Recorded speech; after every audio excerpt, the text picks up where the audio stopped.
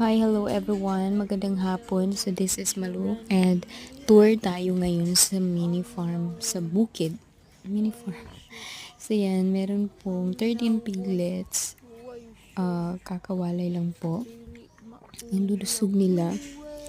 Tapos pink yung, kita mo talaga diba pink sila. Meron din po pala kaming pabo guys.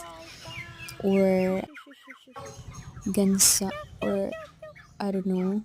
Tapos 17 pieces po yan, galing Manila sila. And then meron po tayong mga kuting.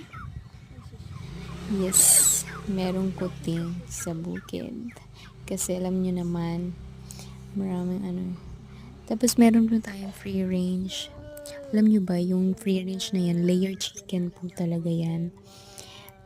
Ginawa na lang ng ganyan, ng paraan kasi nasira yung cage nila. Kunti na lang din. Kaya